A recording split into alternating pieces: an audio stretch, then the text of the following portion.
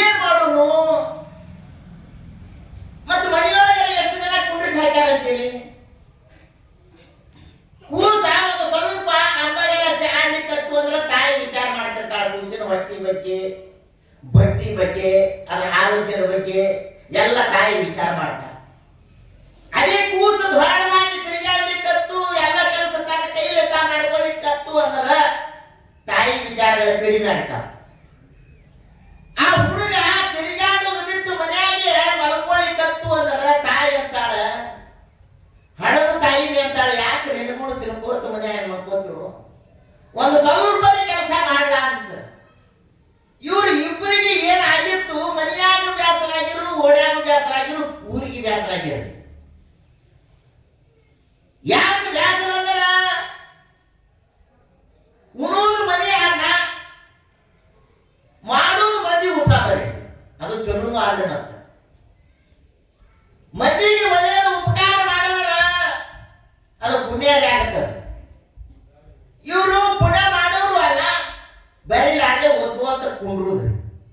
ಬರಿಲಾರ್ದೆ ಓದುದಂದ್ರೆ ಇನ್ನೊಬ್ರು ಸುತ್ತಿ ಮಾತಾಡ್ಕೋತ ಕುಂಡ್ರು. ಇವ್ರು ಏನು ಊರಿಗೆ ಬ್ಯಾಸರ ಆಗಿರು, ಮನೆಯವರಲ್ಲಿ ಕತ್ರು ಏನು ಜೀವನ ಅನ್ನುವಂತಾನು, ಒಂದು ಸ್ವಲ್ಪ ಬದುಕ ಅನ್ನುವಂತಹದ್ದು ಚಂದಗೆ ಬದುಕ್ರಿ. ನೀವು ಇನ್ನೊಬ್ಬರಿಗೆ ಭಾರ ಆಗಿ ಬದುಕಬೇಡ್ರಿ, ನಿಮ್ಮಿಂದ ಇನ್ನೊಬ್ಬರಿಗೆ ಉಪಕಾರ ಆಗಿರ್ಬೇಕು, ಹಾಗೆ ನಿಮ್ಮ ಬದುಕಾಗಿರ್ಬೇಕು ಅಂತ ಮನೆಯಾಗ ತಂದೆ ತಾಯಿಗಳ ಬೇಲಿಕ್ಕತ್ರು. ಈ ಊರಾಗ ದುಡ್ಡದೆ ಒಂದು ಮರ್ಯಾದೆ ಹೋಗ್ತದೆ, ಮುಂದಿನ ಊರಿಗೆ ಹೋಗೋಣ. ಈ ಊರಾಗ ದುಡಿದು ಬೇಡ, ಮುಂದಿನ ಊರಿಗೆ ಹೋಗೋಣ ಅಂತ ತಿಳ್ಕೊಂಡು ಊರೊಳಗೆ ಊರನ್ನುವಂತದನ್ನು ಬಿಟ್ಟು ಇನ್ನೊಂದು ಊರಿಗೆ 10-20 ಕಿಲೋಮೀಟರ್ ದೂರದ ಊರಿಗೆ ಹೋದರು. ಹೋಗಿ ಕಟ್ಟೆ ಕೂತ್ರು, ಮುಖ ಹೊಸಾದ ಕಂಡು ಆ ಊರಾಗ ಅವ್ರು ಕೇಳಿದ್ರು, ಎಲ್ಲೇವ್ರು ಎದಕ್ಕೆ ಬಂದಿದ್ರು? ನಾವು ದುಡಿಬೇಕಂತ ಬಂದೆವು, ದುಡಿಬೇಕಂತ ಬಂದೆವು ಅಂತ ಕ್ಷಣಕ್ಕೆ ಏನ್ ಮಾಡ್ತೀರಿ ಕೆಲಸ, ಏನ್ ಹೇಳ್ತೀರಿ ಅದನ್ನು ಮಾಡ್ತೀವಿ, ಏನ್ ಹೇಳ್ತೀರಿ ಅದನ್ನು ಮಾಡ್ತೀವಿ. ಊರಾಗ ಅವ್ರು ದೊಡ್ಡ ಸಾಹುಕಾರ ಇದ್ರು, ಅವ್ರು ಹೇಳಿದ್ರು, ನಮ್ಮ ಮನ್ಯಾಗ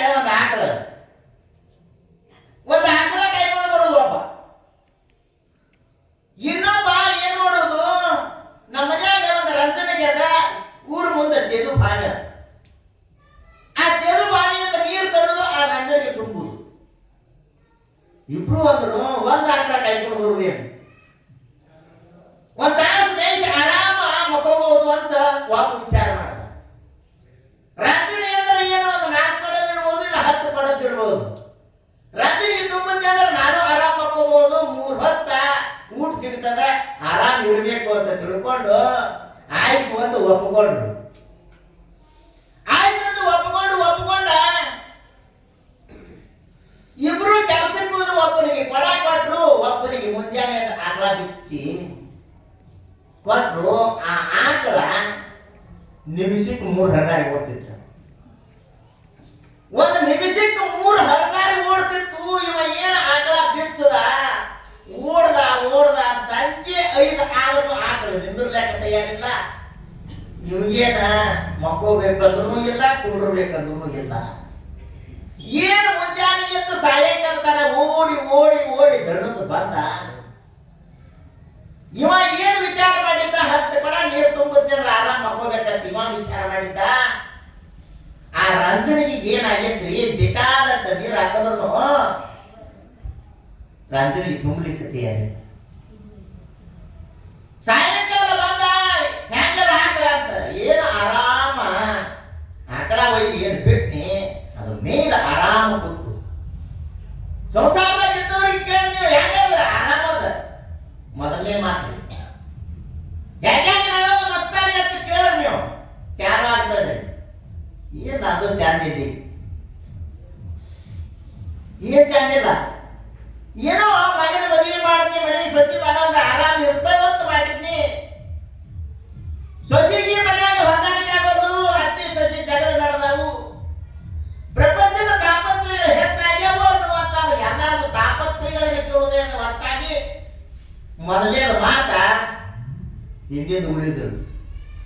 ಅಂತ ಅವ ಹೇಳದ, ನೀನು ಹೋಗಿ 8-10 ಕೊಡ ನೀರು ಹಾಕಿದ್, ನೀರು ರಂಜನೆಗೆ ತುಂಬಿತು, ನಾನು ಆರಾಮದೇನಿ. ಅವನಿಗೆ ತಾಪ ಆಗಿತ್ತು, ಇವನಿಗೂ ತಾಪ ಆಗಿತ್ತು. ಅವನ ತಾಪ ಇವನು ಮುಂದೆ ಹೇಳಿಲ್ಲ, ಇವನ ತಾಪ ಅವನ ಮುಂದೆ ಹೇಳಿಲ್ಲ. ಆ ಆಕಳ ಅನ್ನುವಂತಾರೆ ಯಾವದಂತೀರಿ, ಮನಸ್ಸನ್ನುವಂತ ಆಕಳ, ಆಸೆ ಅನ್ನುವಂತ ರಚನೆಗೆ ಆ ಮನಸ್ಸನ್ನುವಂತ ಆಕಳ ಹೇಗೆ ನಿಂತಿರುವುದೋ ಅದು ಹಾಗೆ ಉಡುದೆ. ನಮಗೂ ಸಾಕು ಅಂದ್ರ ಶ್ರೀಮಂತರಾಗ್ತೇವು, ಬೇಕಂತೇವು ಅಂದ್ರ ಕೌದಿ ಒಲಿಬೇಕಾಗಿತ್ತು, ಅದ್ರ ದಂಡಿ ಗಂಟು ಹಾಕದೇವ ಅಂದ್ರ ಚಂದಾಗಿ ಕೌದಿ ಕದಿದಾಕ ಬರ್ತದ. ಮತ್ತೆ ಕೌದಿಗೆ ದಾರಿಗೆ ಗಂಟು ಹಾಕಲಿಲ್ಲ ಅಂದ್ರ ಎಷ್ಟೋ ತನ ಹೊರದ್ರು ಆ ಅರಿಗೆ ಆಗಿ ಹುಚ್ಚಿ ಬಿಡ್ತಾವನ್ನೋ. ಹಾಗೆ ನಮ್ಮ ಜೀವನದೊಳಗೂ ಏನು ಭಗವಂತ ಕೊಟ್ಟಾನ ಇರ್ಬೇಕು, ಆಸೆ ಇರಬಾರ್ದಂತಲ್ಲ. ದುರಾಸೆ ಹೊತ್ತು ಅಂದ್ರ ಸಮಾಧಾನ ನೆಮ್ಮದಿ ಅನ್ನುವಂಥದ್ದನ್ನು ಕಳ್ಕೊತೇವೆ. ಸಮಾಧಾನ ಸಿಗಬೇಕಾಗಿತ್ತು ಅಂದ್ರ, ಶಾಂತಿ ಅನ್ನುವಂಥ ದೊರಿಬೇಕಾಗಿತ್ತು ಅಂದ್ರ ನಾವು ಸಾಧನೆ ಅನ್ನುವಂಥದ್ದನ್ನ ಮಾಡಬೇಕಾಗಿತ್ತು ಅಂದ್ರೆ ನಮ್ಗಿಂತ ದೊಡ್ಡವರು ನೋಡುದು. ಸಮಾಧಾನದಿಂದ ಇರಬೇಕಾಗಿತ್ತು ಅಂದ್ರೆ ನಮ್ ಹಿಂದೆ ನೋಡುದು, ನಮ್ಗಿಂತ ಸುಧಾರಣವ್ರು ಎಷ್ಟೋ ಜನ ಅದ. ಅದಕ್ಕಿಂತಲೂ ಭಗವಂತ ನಮ್ಗೆ ಅನುಕೂಲ ಇಟ್ಟಾನಂತ ಸಮಾಧಾನದಿಂದ ಇರಬೇಕಾಗಿತ್ತು ಅಂದ್ರೆ, ಸಾಧನೆ ಅನ್ನುವಂಥದ್ದನ್ನು ಮಾಡಬೇಕಾಗಿತ್ತು ಅಂದ್ರೆ ದೊಡ್ಡವರು ನೋಡು, ಅವ್ರು ಹಾಕಿ ಕಳಿಸ್ಯಾರ, ಅವ್ರು ಅದನ್ನು ಮಾಡ್ಯಾರ, ನಾನು ಜೀವನದೊಳಗೂ ನಾನು ಮಾಡಿ ತೋರಿಸಬೇಕು ಅನ್ನುವಂಥದ್ದು ಛಲ ತತ್ವ. ಛಲ ಬೇಕು ಶರಣನಿಗೆ ಪರಧನವನ್ನೆಂಬ ಛಲ ಇರಲಿ, ಕರ್ತವ್ಯಲ್ಲಿದ್ದೀರಿ ಒಳ್ಳೆಯದಿರಲಿ. ಛಲ ಕೆಟ್ಟದಿಟ್ಟುಕೋ ಬೇಡ, ಕೆಟ್ಟದ್ದನ್ನ ಇಟ್ಕೊಂಡಿ ಅಂದ್ರೆ ನಿನ್ನ ಜೀವನ ಅನ್ನುವಂಥದ್ದು ನರಕ ಮಾಡ್ಕೊಳ್ಳೋದಲ್ಲದೇ ಇನ್ನೊಬ್ಬರಿಗೆ ದುಃಖ ಅನ್ನುವಂಥ ತರಿಸುವಂತ ಛಲಗಳನ್ನು ತೊಡಬೇಡ. ಜೀವನ ಅನ್ನುವಂಥ ಭಗವಂತ ಕೊಟ್ಟಾನ, ಈ ಬದುಕ ಅನ್ನುವಂಥ ಭಗವಂತ ಕೊಟ್ಟಾನ ಅನ್ನೋ ಕಾಲಕ್ಕೆ ದೇವ್ರ ನನ್ನ ಒಯ್ಯೋದ ಅಂತ ಎಷ್ಟೋ ಜನ ಅಂತಾರೆ. ಏನು ಅನಾಗಲತ್ತಿದೆ ತಾಪ ಆಯ್ತು ಅಂದ್ರೆ ಅತಾರ ಪ್ರಪಂಚದಾಗ ತಾಪತ್ರೆಗಳು ಭಾಳ ಆದವು ಅಂದ್ರೆ ಏನೋ ಆಯ್ತು ಅಂದ್ರೆ ದೇವ್ರ ನನ್ನ ಒಯ್ಯೋದ. ಒಬ್ಬ ಮುದಕ ಏನಾಗಿತ್ತು, 4 ಮಕ್ಕಳಿತ್ತು, 4 ಮಕ್ಕಳು ಮಾತು ಕೇಳಾರ ಮಕ್ಕಳು. ಒಕ್ಕಲತನ ಮರಿತಾನ, ಆಷಾಢ ಗಾಳಿ ಹೊರದೊಳಗೆ ಬಿಡಿವಿ ಹೊಟ್ಟಿದ್ದ, ಹರಿ ಅನ್ನುವಂಥದನ್ನ ಕಣಕಿ ಹೊರಿ ಕಟ್ಕೊಂಡು ಬರ್ಲಿಕ್ಕತ್ತಿದ್ದ. ಆಷಾಢ ಗಾಳಿ ಇದ್ರ ಹಿಡಿತಿತ್ತು. ಕಣಕಿ ಹೊರಿಗಿಂದ ಒಂದು ಹೆಜ್ಜೆ ಮುಂದಿಡವ, ಒಂದು ಹೆಜ್ಜೆ ಹಿಂದಿಡವ. ದೇವ್ರ ಎಂತೆಂತವ್ರು ಒಯ್ದಾಕತ್ತೀವಿ, ನನ್ನ ಯಾಕೆ ಮಾಡ್ತೀವಿ ಯಪ್ಪ, ನನ್ನ ಒಯ್ಬಾರ್ದ ಅಂತ ತಿಳ್ಕೊಂಡು ಮುದುಕ ತಾಪ ಹೆಚ್ಚಾಗಿ ಅನ್ಕೋತ ಬರ್ತಿದ್ದ. ಆಕಾಶ ಮಾರ್ಗದಿಂದ ಯಮ ಹೊಂಟಿದ್ದ. ಒಮ್ಮೆ ಮುಂದಿಳಿದ, ಯಮನೆಯನ್ನ ನೋಡ್ದ, ಭಯ ಆಗಿ ಹರಿ ಹೋದ. ಹರಿ ಹೋದ ನಡಗಲಿಕ್ಕತ್ತ. ಯಾಕೆ ನಡಗಲಾಕತ್ತಿ ಅಂತ, ನೀನೇ ಒಯ್ದಲ್ಲ, ಎಲ್ಲಾರು ಒಯ್ಲಾಕತ್ತೀವಿ, ನಾನು ಒಯ್ಬಾರ್ದ ಅಂತ ನಿನ್ನ ಕೂಗಿ ಕೇಳಿ ನಾ ಹೇಳಿದೀನಿ. ಒಯ್ಬೇಕತ್ತೀನಿ ಅಂದ ಕ್ಷಣಕ್ಕ ಮುದುಕಂದ, ಯಪ್ಪ ತಾಪ ಆಗಿದ್ದೀನೋ ಯಪ್ಪ, ಇನ್ನ ಈಗ ಮೊಮ್ಮಕ್ಕಳು ಹುಟ್ಟ್ಯಾವು, ಮೊಮ್ಮಕ್ಕಳು ಮದುವೆ ಇಟ್ಟು ಮಾಡಿ ಬರ್ತೀನಿ. ಜೀವನದೊಳಗೆ ಏನು ಮುಗಿದದಂತೀರಿ, 60 80 ಇನ್ನೊಂದು 4 ವರ್ಷ ಬದುಕಬೇಕು ಅನ್ನುವಂಥ ಎಲ್ಲರೂ ಬದುಕ ಅನ್ನುವಂತಹ ಭಗವಂತ ಹುಟ್ಟು ನಮ್ಮ ಕೈಯೊಳಗಿನ ಸಾವು ನಮ್ಮ ಕೈಯಾಗಿಲ್ಲ. ಖರೆ ಬದುಕನ್ನುವಂತ ಪಟ್ಟಾನಲ್ಲ, ಚಂದಾಗೆ ನಾವು ಬದುಕಬೇಕಲ್ಲ. ಬದುಕು ಚಂದ ಇತ್ತು ಅಂದ್ರೆ, ಮನೆ ಸ್ವಚ್ಛ ಇತ್ತು ಅಂದ್ರೆ ಮನ್ಯಾಗ ಎಲ್ಲಾರು ಕುಂಡ್ರಬೇಕಂತ ಅನಿಸ್ತದ. ಮನೆಯೆಲ್ಲ ಚರು ಕಟ್ಟಿದೆವು, ಮನ್ಯಾಗ ಕಸಬರಿಗಿನ ಎಲ್ಲ ದೀಪನೂ ಇರಲಿಲ್ಲ ಅಂದ್ರೆ ಆ ಮನೆಗೆ ಬೆಲೆ ಅನ್ನುವಂಥದ್ದು ಹೋಗಲ್ಲ. ಮನೆ ಸ್ವಚ್ಛ ಇರಬೇಕು, ಒಂದು ಸ್ವಲ್ಪ ಬೆಳಕ ಅನ್ನುವಂಥದ್ದಿರಬೇಕು.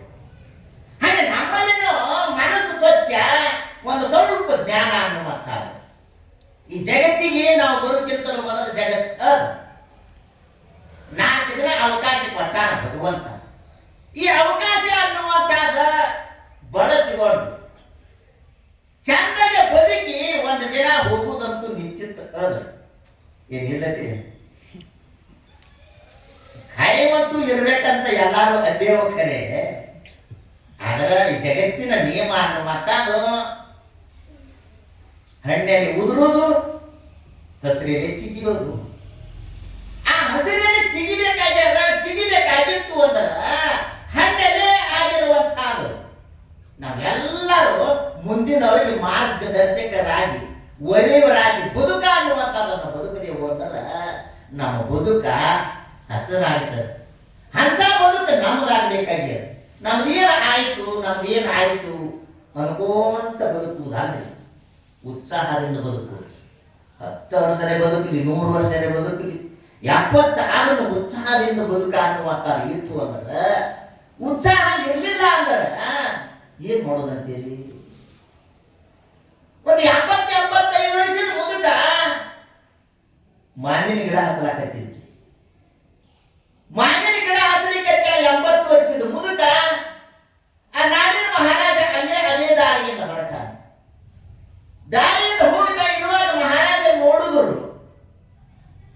ಅಚ್ಚನಿಗೆ ವಯಸ್ಸು 80-85 ಆಗ್ಯಾವು, ಮಾವಿನ ಗಿಡ ಹಚ್ಚಲಿಕ್ಕತ್ಯಾನ. ಮಾತಾಡಿಸ್ಬೇಕು ಅಂತ ಮಹಾರಾಜರು ಕುದುರೆಯಿಂದ ಇಳಿದ್ರು. ಆ ಅಜ್ಜ ಮಹಾರಾಜ ನೋಡಿದ ಕ್ಷಣಕ್ಕೆ ನಮಸ್ಕಾರ ಅಂತ ಸಂಸ್ಕಾರ ಇರುವಂತ ಮನುಷ್ಯ ಏನ್ ಮಾಡ್ತಾನಂತೇಳಿ, ಯಾರ ಜೊತೆಗೆ ಯಾಕೆ ಮಾತಾಡಬೇಕು, ಯಾಕೆ ಇರಬೇಕು ಅನ್ನುವಂತ ಮೊದಲ ಸಂಸ್ಕಾರ ನಮ್ಗೆ ಬೇಕು. ಒಂದು ಮಾತಾಡೋದ್ರೆ 10 ಮಾತಾಡೋದಪ್ಪ ಎಟ್ಟೋದಾರ್ರಿ. ಸುಮ್ಮ ಕುಡುದ್ರಿ. ಇಬ್ರು ಜಗಳಾಡ್ಲಿಕ್ಕೆ ಇಬ್ರು ಜಗಳಾಡೋ ಮುಂದ ನಾನಿ ಅನ್ನೋದ್ರಾಗ ಒಬ್ಬಂದತ್ತ ನಿನ್ನ 32 ಬಾಯ ಹಲ್ಲೆ ಮುರಿತಿ ನಾನು, ಇನ್ನೊಬ್ಬಂದತ್ತ 64 ಮುರಿತಿ ನಾನು. ಅವ ಅಂದ ಮಗಲ್ಕಿದ್ದವ 3ನೇದವ ಅದು 32 ಮುರಿತೀನಿ ಅಂದ, ಅದ್ರಾಗ ಅರ್ಪೈತಿ. 64 ಮುರಿತೀನಿ ಅಂದ, 64 ಏನಿರ್ತಾವು? ನೀನ್ ನಡು ಬಾಯಿಗೆ ಹಾಕ್ತಿರೋ ನನ್ಗೆ ಗೊತ್ತಿತ್ತು. ಅದಕ್ಕೆ ಇನ್ನೂ 32 ಸೇರಿಸಿ 64 ಮುರಿತೀನಿ. ನಾವು ಸುಮ್ಮ ಕೊಟ್ರು ನೋಡ್ರಿ. ನಾನು ಸಂಸಾರವಾಗಿ ನಾವು ಅಟ್ಟಿಕೊಂಡು ಆಡ್ಸೋದ ಮಕ್ಕಳಿಗೆನವ್ರು ಅವ್ರೇನು ಮಾಡ್ಲಾಕತ್ರು, ಅವ್ರೇನು ಮಾಡಿದ್ರು, ಅವ್ರೇನ ಲಾಭ ಆಯ್ತು ನುಸ್ಕಾನ್ ಆಯ್ತು, ಅದನ್ನ ತಗೊಂಡು ನಾವೇನ್ ಮಾಡೋದು ಹೇಳ್ತೀರಿ? ಕೇಳೋದು ಹೇಳೋದು, ಕೇಳಾದ್ರೆ ಏನಾರೇ ಮಾಡ್ಬೇಕು ಅಂತ ತಿಳ್ಕೊಂಡು ಶಾಣೆ ಅನಿಸ್ಕೋಬೇಕು ಅಂತ ಇವು ಪ್ರಯತ್ನ ರೀ. ಏನ್ರಿ ಶಾಣೆ ಅನಿಸ್ಕೋಬೇಕು ಅಂತ, ನಾನು ಶಾಣೆ ತೋರಿಸ್ಬೇಕು ಅಂತ ತಿಳ್ಕೊಂಡು. ಆದ್ರೆ ಮುದುಕ ಏನು 85 ಆಗಿದ್ದು ಮಾಯಿನ ಹಚ್ಚಲಾಕತ್ತಿದ್ದ. ಮಹಾರಾಜ ನೋಡಿದ ಕ್ಷಣಕ್ಕೆ ನಮಸ್ಕಾರ ಅಂತ ನಮಸ್ಕಾರ ಕೊಟ್ಟ. ಅಜ್ಜ ನಿನ್ನ ವಯಸ್ಸು ಎಷ್ಟು? ಯಪ್ಪ 70-75 ಆಗಿರಬಹುದು. ಮತ್ತು ಮಾಯಿನ ಗಿಡ ಹಚ್ಚಲಾಕತ್ತಿದೆಯಲ್ಲ, ಈ ಮಾಯಿನ ಗಿಡ ಕಾಯಿ ಬಿಡ್ಬೇಕಾದ್ರೆ ಎಷ್ಟು ವರ್ಷ? ಸರಿಯಾಗಿ ಬೆಳೀತು ಅಂದ್ರೆ 6-7 ವರ್ಷ ಬೇಕಪ್ಪ. 6-7 ವರ್ಷದ ಮ್ಯಾಲ ಇದು ಫಲ ಕೊಡ್ತದಂತ ಮುದುಕ ಹೇಳ್ದ. ಆ 6-7 ವರ್ಷದ ನೀನು ಇರ್ತೀಯೇನು ಅದು ನನಗೆ ಗೊತ್ತಿಲ್ಲ. ಮತ್ತೆ ಅದ್ರ ಫಲ ತಿಂತೀನಿ ಅನ್ನುವಂತ ನನಗೆ ಗೊತ್ತಿರಲಿಲ್ಲ ಅಂದ್ರೆ ಅನ್ಯಾಕೆ ಹಚ್ಚಲಿಕ್ಕೆ ಹತ್ತೀವಿ? ಮುದುಕ ಹೇಳದ, ಹಿಂದಿನವ್ರು ಹಚ್ಚಿ ಹೋಗ್ಯಾರ, ಅದರ ಫಲ ನಾ ತಿಂದೀನಿ. ನಾ ತಿನ್ಬೇಕಂತ ಅಲ್ಲ, ಮುಂದಿನವ್ರು ತಿನ್ಲಿ ಅಂತ ತಿಳ್ಕೊಂಡು ಈ ಗಿಡ ಹಾಕಲಾಕತ್ತೀನಿ. ಮುಂದಿನವ್ರ ಸಲುವಾಗಿ ನಾವು ಗಿಡ ಅನ್ನುವಂಥದ್ದು ನಡಬೇಕಾಗಿ ನಾವು ಸಮಾಜಕ್ಕಾಗಿ ನಮ್ಮ ಆಚಾರ ವಿಚಾರ ಅನ್ನುವಂಥದ್ದು ಒಳ್ಳೇದು ಮಾಡ್ಕೋಬೇಕಾಗ್ಯದ. ನಮ್ಮನ್ನ ನಾವು ತಿಳ್ಕೊಳ್ಳೋ ಸಲುವಾಗಿ ಸಮಾಜಕ್ಕೆ ನಮ್ಮಿಂದ ಒಳ್ಳೆ ಮಾರ್ಗದರ್ಶನ ಅನ್ನುವಂಥದ್ದು ಆಗಬೇಕಾಗಿತ್ತು ಅಂದ್ರೆ ನಾವು ಒಳ್ಳೆಯವರಾಗಿ ಹೆಂಗೆ ಬದುಕೋದಂತೇಳಿ ನಮ್ಮನ್ನ ನೋಡಿ ಇನ್ನೊಬ್ರು ಅಂದಿರ್ಬೇಕು. ಅವ್ರ ಸಂಘ ಮಾಡಲಿ ಅಂದ್ರೆ ನೀನು ಒಳ್ಳೆಯವಾಗಿ ಅವ್ರ ಸಂಘ ಮಾಡು ಅನ್ನಂಗ ನಮ್ಮ ಆಚಾರ ವಿಚಾರಗಳು ನಡೆನುಡಿಗಳಿಗಿರಬೇಕು. ಗಡಿಯಾಳ ಸರಿ ಹಳಿ ಕಾಲದೊಳಗೆ ಅಲ್ಲಾರಾಮ್ ಗಂಟೆ ಹೊಡಿತಿದ್ರು. ಈಗೂ ಮೊಬೈಲ್ದಾಗ ಹೊಡಿತಾವ. ನೀವು ಎಷ್ಟಕ್ಕೆ ಇಡ್ತೀರಿ ಅಷ್ಟಕ್ಕೆ ಅಲ್ಲಾರಾಮ್ ಗಂಟೆ ಹೊಡಿತಾರೆ. ಆ ಅಲ್ಲಾರಾಮ್ ಸರಿಯಾಗಿ ಟೈಮಕ್ಕೆ ಹೊಡಿತು ಅಂದ್ರೆ ಗಡಿಯಾಳ ಚಲೋ ಅದಕ್ಕೆ ತಿಳ್ಕೊಳ್ಳೋದು. ಇಡುದರೆ 4ಕ್ಕೆ ಅಲಾರಾಮ್ ಇಟ್ಟಿರಿ, 2ಕ್ಕೆ ಗಂಟೆ ಹೊಡಿಲಕ್ಕತ್ತು ಅಂದ್ರೆ ಅದನ್ನ ಎಲ್ಲಿಗೆ ಒಯ್ದ್ರಿ? ರಿಪೇರಿಗೆ ಒಯ್ಬೇಕು ಏನು? ಅದು ಸರಿಯಾಗಿ ಗಂಟೆ ಹೊಡಿಲಿಲ್ಲ ಅಂದ್ರೆ ಆ ಗಡಿಯಾಳ ಹೆಂಗೆ ರಿಪೇರಿಗೆ ಉಳಿತಾರೋ ಹೇಳೋದೊಂದು ನಡೆಯೋದು ಒಂದು ಇತ್ತು ಅಂದ್ರೆ ಇವು ಗಾಡಿ ರಿಪೇರಿಗೆ ಬಂದಾವು ಅಂತ ತಿಳ್ಕೊಡು. ಹೇಳದಾಗ ಯಾರು ನಡೆದಾರ ಅವ್ರೇನಾಗ್ಯಾರ ಇವ್ರೇ ಆಗ್ಯಾರ. ಸಕ್ರೆ ಗೊಂಬಿ ನೀರಾಗ ದಾರ ಕಟ್ಟಿ ಬಿಟ್ಟು ಇದರ ಆಳ ಎಷ್ಟದ ತಿಳ್ಕೋಬೇಕು ಅಂತ ಸಕ್ರಿ ಗೊಂಬಿ ನೀರಾಗ ಬಿಟ್ಟಾರ. ಸಕ್ರಿ ಗೊಂಬಿ ಬಾಳಿ ಬಂದ ಆಳ ಎಷ್ಟ್ ಐತಿ ಅಂತ ಹೇಳ್ತದಂತೀರ. ಸಕ್ರಿ ನೀರಾಗ ಕರಗಿ ನೀರೇ ಆಗಿ ಹೋಯ್ತು. ಹಾಗೆ ನಾವು ದೇವರನ್ನ ಹುಡುಕಬೇಕು ಅಂತ ತಿಳ್ಕೊಂಡು ಜೀವನದೊಳಗೆ ಭಕ್ತಿ ಅನ್ನುವಂಥದನ್ನ ಮಾಡ್ಲಿಕ್ಕೆ ಹೋದ್ರ ಭಕ್ತಿ ನಮ್ಮದು ಪಕ್ಕು ಆಯ್ತು ಅಂದ್ರ ನಮ್ಮ ನಡತೆ ಅನ್ನುವಂಥದ್ದು ಏನಪ್ಪ ದೇವ ಮಾನವರು ಇದ್ದಂಗ ಅವರ ಸಂಘ ಅನ್ನುವಂಥದನ್ನ ಮಾಡಿದೆವು ಅಂದ್ರೆ ಶಾಂತಿ ಸಮಾಧಾನ ನೆಮ್ಮದಿ ಅನ್ನುವಂಥದ್ದು ಸಿಗ್ತದ. ಶಾಂತಿ ಸಿಗಬೇಕಾಗಿತ್ತು ಅಂದ್ರೆ ನಾವು ಯಾಕೆ ಸಂಘ ಮಾಡೋದಂತೀರಿ? ಸಾರ ಸಜ್ಜನರ ಸಂಘ ಲೇಸು ಕಂಡಯ್ಯ, ದೂರ ದುರ್ಜನರ ಸಂಘ ಭಂಗವಯ್ಯ. ಸಂಘಗಳು ಎರಡುಂಟು, ಒಂದು ಹಿಡಿ ಒಂದು ಬಿಡು. ಒಂದು ಹಿಡಿ ಅಂತ ಹೇಳ್ಯಾರ, ಒಂದು ಬಿಡು ಅಂತ ಹೇಳ್ಯಾರ. ಯಾವುದು ಹಿಡಿಬೇಕು? ಯಾವುದನ್ನು ಹಿಡಿದಾರ?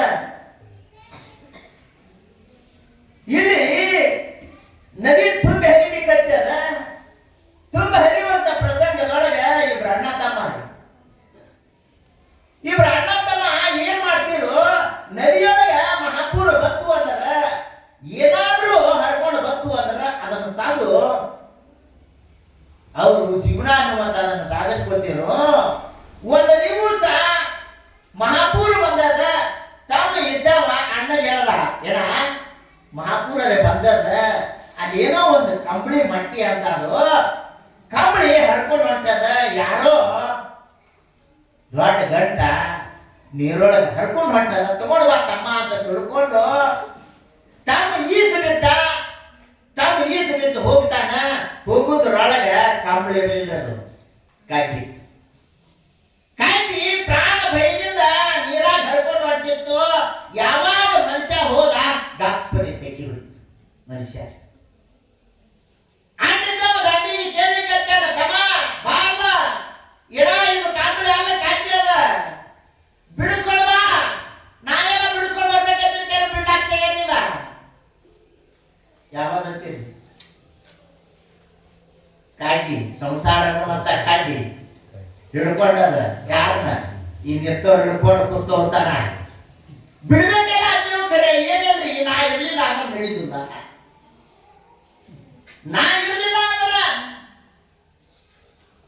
ಅಜ್ಜಿಗಳಿಗೆ ಅನಿಸ್ತದ, ನಾ ಇರ್ಲಿಲ್ಲ ಅಂದ್ರೆ ಮನೆ ನಡೀತದ. ಅಜ್ಜಗಳಿಗೆ ಅನಿಸ್ತದ, ನಾ ಇರ್ಲಿಲ್ಲ ಅಂದ್ರೆ ಇದೇ ಮಾಡ್ಕೊಳ್ತಿದ್ದಾವ. ಜೀವನದೊಳಗ ಯಾವಾಗ ನಿಂತದಂತೀರಿ? ಕೃತಾನು ಹೋಗ್ಯಾದ, ತ್ರತಾನು ಹೋಗ್ಯಾದ, ದ್ವಾಪಾರನು ಹೋಗ್ಯಾದ, ಈ ಕಲಿಯುಗ ಅನ್ನುವಂಥದ್ದು ಪ್ರಾರಂಭವಾಗ್ಯದ. ಜಗತ್ತು ನಡ್ಕೊಂಡು ಹಾಗೇ ಬಿಟ್ಟದ. ನಾವು ಹೋಗೋದೇವು ಸುಮ್ಮ ಇವತ್ತು ಭ್ರಮ ಪಡ್ಕೊಂಡದ, ನಾ ಇದ್ದನ್ನೇ ನಡೀತದ. ಇದು ಭ್ರಮೆ ಅನ್ನುವಂಥದ್ದನ್ನು ನಿರಸನ ಮಾಡಿಕೊಂಡು ಸತ್ಯ ಯಾವುದು ಮಿಥ್ಯ ಯಾವುದು ಅನ್ನುವಂಥದ್ದು ತಿಳ್ಕೊಳ್ಳೋ ಸಲುವಾಗಿ ಇದು ಮಾನವ ಜನ್ಮರಿ. ಸತ್ಯನೇ ಯಾವದಂತೀರಿ? ಇದು ಏನು ಕಾಣುವುದು ಸತ್ಯ? ಈ ಕಾಣಲಾರದ ಒಂದು ಜಗತ್ತಿನೊಳಗ ಒಂದು ಶಕ್ತಿ ಅದ. ಆ ಕಾಣಲಾರ ವಸ್ತು ಅನ್ನುವಂಥದ್ದನ್ನ ಕಾಣಬೇಕು ಅನ್ನುವಂಥದ್ದು ನಾವು ವಿಚಾರ ಮಾಡಬೇಕು ಅಂದ್ರೆ ಬಂದಿದ್ದಕ್ಕೂ ಸಾರ್ಥಕ. ಬಂದೇನಂದ್ರೆ ಬಾಗಿಲ ಬತ್ತಿನ ಬಾಲ್ಯವ ನಿನ್ನ ಗುಡಿಗೆ, ಅರಾಪಿನ ಸರಾಪಿನ ಹೋಗುವ ನಿನ್ನ ಮನೆಗೆ ಅನ್ನಂಗ. ಬರುವುದನ್ನೇ ಬಂದೆವು, ಹೋಗುವುದಂತೂ ನಿಶ್ಚಿತ ಅದ. ಇರುವುದರಾಗ ಒಂದು ಸ್ವಲ್ಪ ತಿಳ್ಕೋಬೇಕು ಅನ್ನುವಂಥ ವಿಚಾರ ಮಾಡಲ್ಲ. ಏನ್ ಬೇಕಾದಷ್ಟು ಸಿರಿ ಸಂಪತ್ತ ಅನ್ನುವಂಥದನ್ನ ಗಳಿಸಿಟ್ರು ಏನ್ ಸಾಂಗಾಟ ಯಾರು ಮಾಡಿ ಕಳೋರು ಅದಾರತ್ತೀರಿ? ಏನು ಕಳಿಯಾಡತ್ತೀರಿ ಯಾರಿಗೆ? ಕಿವ್ಯಾಗ ಹಳ್ಳಿ ಕಾಲದೊಳಗೆ ಕುಡಿಕೆ ಅನ್ನುವಂಥದ್ದನ್ನ ಮುದುಕರು ಮಾಡಿಸ್ತೀವಿ, ನೋಡಿರ್ಬೇಕು. ಏನೋ ಗಳಿಸೇನ ಮುದುಕ ಇರ್ಲಿ ಬಿಡ್ಲಿ ಅಂತ ತಿಳ್ಕೊಂಡು ಬಿಟ್ಟಾರ. ಸಣ್ಣ ಮಗಳು ಬಂದಕ್ಕಿ ಒಯ್ದು ಸ್ಮಶಾನ ಕುಡಿಸ್ಯಾರ. ಯಪ್ಪ ಆ ಕುಕ್ಕಡಿ ನನ್ನ ಮಗನಿಗೆ ಕೊಡ್ತೀನಿ ಅಂತ ಹೇಳಿದ್ದೆ ಯಪ್ಪ ಅಂದ್ರ ಅವ್ರಿಗೆ ಬಿಚ್ಕೋರಿ.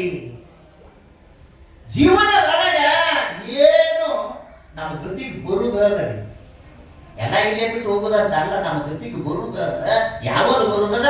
ಪಾಪ ಪುಣ್ಯ ಅನ್ನುವಂಥದ್ದು ನಮ್ಮ ಜೊತೆಗೆ ಬರುದು. ಸತ್ಕರ್ಮಗಳನ್ನು ಮಾಡದೆ ಅಂದ್ರೆ ಪುಣ್ಯ ಬರ್ತದ, ದುಷ್ಕರ್ಮಗಳನ್ನು ಮಾಡದೆ ಅಂದ್ರೆ ಪಾಪ ಅನ್ನುವಂಥದ್ದು ಬರ್ತದೆ. ಅದರ ಸಲುವಾಗಿ ಗಳಿಸಿಟ್ಟ ಸಿರಿ ಸಂಪತ್ತವನ್ನು ನಿನ್ನ ಜೊತೆಗೆ ಕಳಿಸೋರದಾರೇನು? ಯಮಪುರದ ಭಾದಿಯನ್ನು ಬಂದು ಏನಾದ್ರೆ ಬಿಡಿಸೋರದಾರೇನು? ಏನ್ ಬಿಡಿಸ್ತಾರಂದ್ರೆ ಯಾರ್ರಿ? ಯಮಪುರದ ಭಾದಿ ಅನ್ನುವಂಥದ್ದಾಗ್ಯದ. ಏನಾರೇ ಮಾಡಿ ಬಿಡ್ರಿ ಅಂತ ತಿಳ್ಕೊಂಡ್ರು. ಒಂದು ಗಾಲಿ ಒಂದು ಕುರು ಆಗಿತ್ತು ಅಂದ್ರೆ ಆ ಕುರುವಿನ ನೋವ ಅನ್ನುವಂಥದ್ದು ಏನು ನಾವೇ ಅನುಭವಿಸ್ಬೇಕಂದ್ರೆ ನಮ್ಮ ಮನೆಯವ್ರು ಎಲ್ಲಾರು ಕೂಡಿ ಒಂದು ಸ್ವಲ್ಪ ವಾದ್ಯ ಎಲ್ಲ ತಗೋತೇವೆ ಅಂತ ಹಚ್ಚಿದ್ರು. ಏನೇ ನೋವಿದ್ರು ನಮ್ಮನ್ನ ನಾವು ಹೆಂಗೆ ಅನುಭವಿಸ್ತೇವೋ ಜೀವನದೊಳಗೆ ಹೊರಗೆ ವ್ಯವಹಾರದೊಳಗಿರ್ಲಿ, ಎಲ್ಲಾರು ನಮ್ಮವರು ಅಂತ ವ್ಯವಹಾರದೊಳಗಿರ್ಲಿ, ಒಳಗೆ ಯಾರಿಗೆ ಯಾರಿಲ್ಲ ಎರವಿನ ಸಂಸಾರ ನೀರ ಮೇಲಿನ ಗುರುಳಿ ನಿಜವಿರು ಹರಿ. ಯಾರಿಗೆ ಯಾರದಾರಂತೀರಿ? ಬಸ್ ಸ್ಟಾಪ್ ಬಂತು ಅಂದ್ರೆ ನಾವು ಹಿಡ್ಕೊಂಡು ಹೋಗುದೇ ಅಲ್ರಿ. ಏನು ಬಸ್ ಸ್ಟಾಪ್ ಬಂದಲ್ಲಿ ಹಾಗೆ ಇಳಿಯೋರದೇವನು ಹಾಗೆ ನಮಗೂ ಒಂದಿನ ಸ್ಟಾಪ್ ಅನ್ನುವಂತ ನಾಗಿತ್ತಂದ್ರೆ ಆ ಇಳಿಯೋರದೇವು. ಆದ್ರೆ ಈಗ ಇವತ್ತಿನ ದಿವಸ ಹೋಳಿ ಹುಣ್ಣಿಮೆ, ಉಗಾದಿ ಹಬ್ಬಕ್ಕೆ ಮಲ್ಲಗಿ ಹೋಗೋರು, ಶ್ರೀಶೈಲಕ್ಕೆ ಹೋಗೋರು ಎಷ್ಟೋ ಜನ ಅದೀರಿ. ಆದ್ರೆ 15 ದಿನ ಆದ ಮುಂಚಿತವಾಗಿ ವಿಚಾರ ಮಾಡ್ತೀವಿ.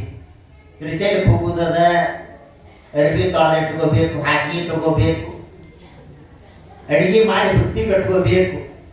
ಇದೆಲ್ಲ ಸಿದ್ಧತೆ ಅನ್ನುವಂಥ 15 ದಿನ ಮುಂಚಿತವಾಗಿ ವಿಚಾರ ಅನ್ನುವಂಥದ್ದು ಮಾಡ್ತೀವತ್ತಿರೋ ಇಲ್ಲದಿರೋ. ಮತ್ತೆ ನಾವು ಒಂದು ದಿನ ಇದನ್ನು ಬಿಟ್ಟು ಎಲ್ಲೇ ಹೋಗೋರು ನೀವು, ಅದರದ್ದು ಒಂದು ಸ್ವಲ್ಪ ಸಿದ್ಧತೆ ಅನ್ನುವಂಥದ್ದು ಬೇಗ ತಿರುಗಿರೋ.